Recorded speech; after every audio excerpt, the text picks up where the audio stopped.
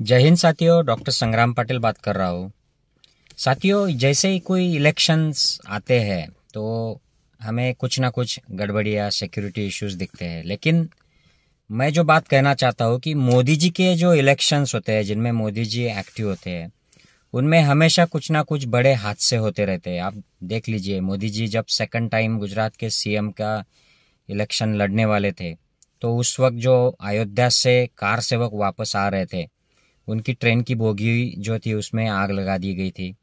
और इतने साल हो गए, कोर्ट ने डिसीजन दिया कि उसमें कोई भी उनको गुनहगार नहीं मिला। हालांकि हम लोग मान रहे थे कि वहाँ के जो गोधरा के मुसलमान हैं, जो कट्टरपंथी मुसलमान हैं, वो दोषी होंगे। उसके बाद में बड़े दंगे भी हो गए, फिर उसमें मोदी जी उसके बाद इलेक्शन जीत गए। लेकिन गोधरा के जो कार सेवक मरे, उसका कोई भी दोषी नहीं पाया गया। फिर 2017 में जो यूपी में इलेक्शन हुए, उसके पहले भी वहाँ पर कुछ आतंकवादी आने की खबरें आ गई। वहाँ पे मुजफ्फर में दंगे हो गए, बहुत सारे लोग जख्मी हो गए, कुछ मर गए। एक हिंदू इंस्पेक्टर को मार दिया एक ग्रुप ऑफ पीपल ने, जिसको बाद में बीजेपी के लोगों ने सपोर्ट भी किया, वो मारने वालों को। तो उसके बाद आया 2019 का लोकसभा इलेक्शन। उस वक्त तो हमारे 40 सैनिक मारे गए। 300 किलो आरडीएक्स वहाँ पे कैसे पहुंच गया पता नहीं।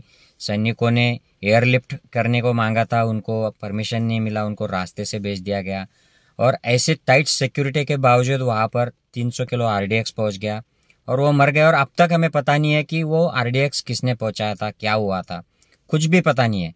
लेकिन उसके बाद में जो सर्जिकल स्ट्राइक के नाम पे जो हंगामा हुआ, उसकी खबरें ऐसे लगता है अर्नब गोस्वामी के व्हाट्सएप चैट से कि उसको पहले से ही पता था कुछ तो होने वाला है और हमको ब्रेकिंग न्यूज करना है और हमको कवरेज करना है।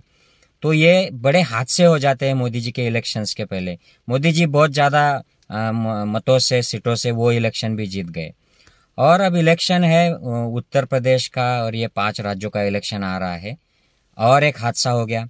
मैंने सुना था पीछे कि ऐसे भी हो सकता है कि ये इलेक्शन के कैंपेन के माहौल में अगले इलेक्शन के पहले मोदी जी पर भी कुछ जानलेवा हमला हो सकता है।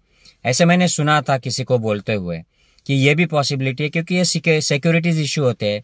और पंजाब में वही हो गया, मोदी पर हमले की बात हो गई। मोदी जी को खुद को डिक्लेयर करना पड़ा कि मेरी जान को खतरा है और मैं सेफ हो गया हूँ, अब मैं एयरपोर्ट पहुंच गया हूँ। तो उन पे खुद पे हमला हो गया पंजाब में, ऐसा माहौल हो गया और इलेक्शन के पहले हो गया।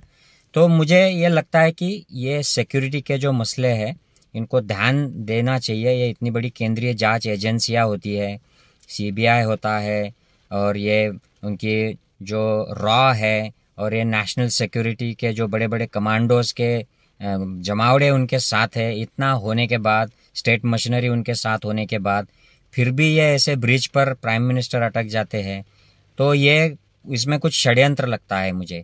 ये किसका षड्यंत्र है ये तो कभी नहीं पता चलेगा, क्योंकि जय इलेक्शन के पहले के जो हादसे पहले भी आप देख लीजिए, गोधरा हो या मुजफ्फरनगर हो या पुलवामा के हमारे जो सैनिक मारे गए वो, या अब आज पंजाब की जो बात हो गई कल परसों की, उसमें ये हमें कभी नहीं पता चलेगा कि इसमें किसका षड्यंत्र था।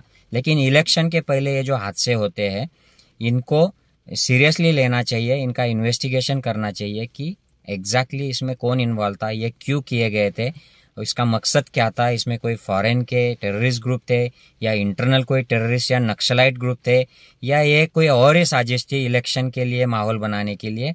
ये देखना चाहिए, ये सोचना चाहिए। मुझे लगता है देश के नागरिकों ने भी ये सोचना चाहिए कि क्यों ऐसे हादसे हो जाते हैं इलेक्शन के पहले और फिर उसका माहौल बना दिया जाता है, और इन हादसों का फिर कोई इन्वेस्टिगेशन ठीक से नहीं होता है, उससे कुछ भी निष्पन्न नहीं होता है, किसी को भी ठीक से सजा नहीं होती है। लेकिन इलेक्शन में उसका माहौल बनाकर उसका फायदा या नुकसान किसी पार्टी को हो जाता है। इसको ध्यान से सोचना चाहिए साथियों।